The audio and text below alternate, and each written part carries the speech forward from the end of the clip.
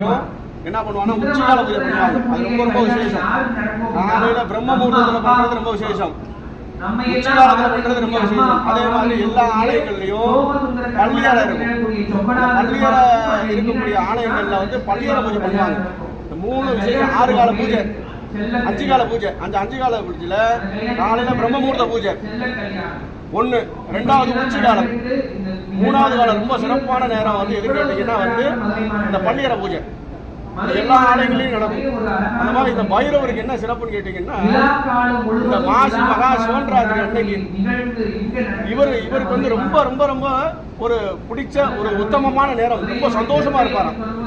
அது எதுனா கரெக்டா நைட்டு 12 மணிக்கு வந்து சுவாமிக்கு தீர்க்கமா அபிஷேகம். இது நம்மெல்லாம் வந்து மற்ற நாட்கள் இங்க வர முடியாது. 12 மணிக்கு யாரும் வர முடியாது. அதுல இன்னொரு இந்த இடத்துல வந்து ஏன் பைரவருக்கு மாசி மாசம் சிவராத்திரி அன்னைக்கு வந்து இந்த இடத்துல ஏன் அபிஷேகம் பண்றாங்கன்னா, இங்க வந்து ஒரு இடுகாடு தாண்டி இருக்கு. இவங்கெல்லாம் என்னன்னு கேட்டீங்கன்னா அதான் ஒரு மயானத்து பக்கத்துல இருப்பாங்க, ஒதுக்குப்புறமா இருப்பாங்க. நம்ம 12 மணிக்கு போய் சாமி கும்பிட முடியுமா? யாரும் போக மாட்டாங்க.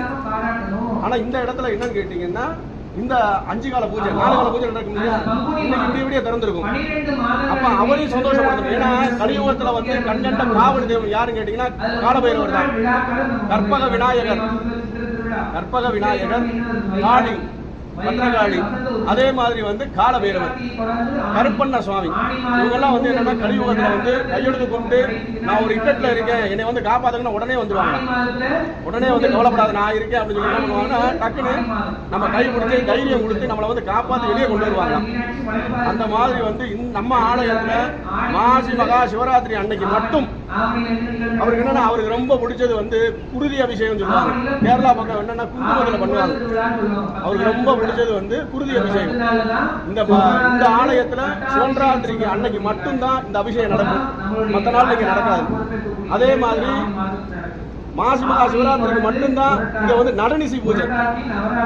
நம்மளுக்கு வந்து இன்னைக்கு வந்து எப்படின்னா, ஒரு பாதுகாப்பு தேவை.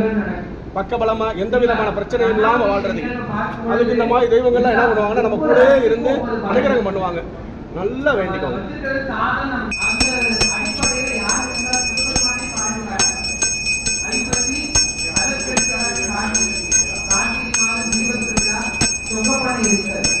அதனை தொடர்ந்து மார்கழி மாதத்தில் திருப்பாவை திருவந்தாவை பாடுறது சிவபெருமான் என்ன சொல்றாங்க, ஞான பாடி கொடுப்பாங்க. அப்ப அந்த தீக்கி பேசக்கூடிய குழந்தைகளுக்கு நம்ம சிவபெருமான் முன்னாடி போய் அந்த ஞான பாடி பாடல அம்மா